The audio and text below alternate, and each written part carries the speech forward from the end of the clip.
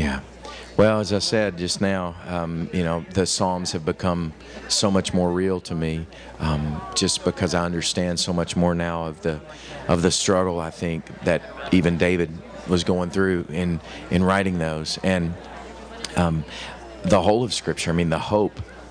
When I read, Jeremiah 29:11 now, I know the plans I have for you, plans to give you a hope and a future, not to harm you, not for evil. And all these verses that have been sort of here, in my brain, but this experience has made me take them and anchor my heart to them, not just my thoughts and my knowledge, but truly saying, God, I got nothing else. And the only thing I can imagine any more hopeless and desperate than walking through what we've walked through, of losing a child in a traumatic way and all my kids being affected by it, my whole family, is to walk through that with the anchor of the hope that we have, that I'll see her again, that God will bring beauty from these ashes.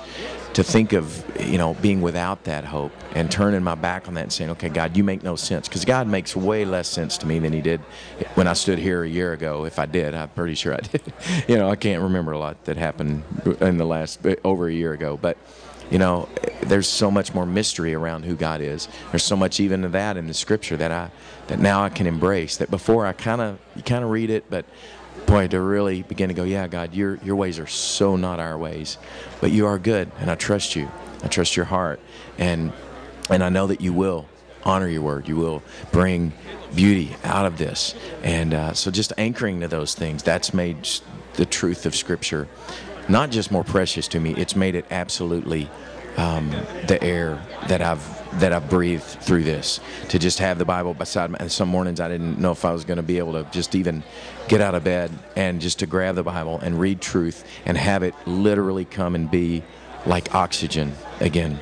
And so much I could go on and on about that. But, well, I mean, honestly, this is just, I've always tried to be as honest as I can with you guys, but it really was probably more, okay, God, I didn't ever want to win this award again this way, because I know, and what I did say both times I had the chance to take the stage tonight, is I know there's a lot of the reasons why I'm standing here has to do with the events of the last year. And the support and the encouragement people are showing us, and the opportunities we've had. And so there's never been a time there's been more of a mixed emotions, more of a paradox of saying, wow, thank you. And I never wanted to be here doing this acceptance speech or receiving this under these circumstances. And so it's kind of that, just sort of a mixed bag of all that kind of emotion. But then just the opportunity, really, kind of the next thought was, I gotta bring my wife with me, and hugged my sons. I was this close to bringing them on stage. I kind of still wish I would have, but I thought, well, we don't have the girls here, and we don't have everybody and the whole family, so but I need my wife beside me, mainly in case I just fell apart. I figured at least I'd have somebody to hold on to me. But it's just, I think immediately the thought too was, I hope my family knows, and this is one more encouragement from the Lord, to just say, this is how loved we are, this is how prayed for we are. And and then the immediate thought then after that is, this is not just about us either. We're all experiencing it. And so, God, take this and multiply this in the lives of those sitting home watching, going, man, my life is broken. I'm ready to give up on God. Or even some of us sitting in the room saying, I don't know what to do with the pain in my life, the hurt, And if anything, God can use that to say, okay, this is, it's true. Everything we're singing about tonight's true. Take away all the glitz and, all the awards and all the fancy outfits and hairdos and all that stuff. It's true in the darkest, ugliest, most hopeless places. And so thankful. Well, a couple of them are right over here.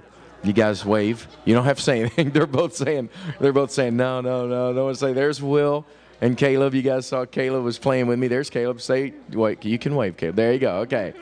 The one getting ready to get married in just a few weeks. Caleb's getting married, and you know what? They're doing great. I mean, God's mercies are new every morning, and by that we are doing great. We're just continuing to find that His strength is perfect in our weakness. Our hearts are broken. It's the new normal, my wife calls it. We're still trying to learn, and we're going to learn to live with the new normal. You know, all these new things, that broken places in our lives and hearts. But, you know, I think just the reality that, you know, in all of that, we are more certain, again, of this hope that we have, and we're more desperate for God, and we're so much more ready for Jesus to come back, which those are all good things, right? So in that way, we're doing really good.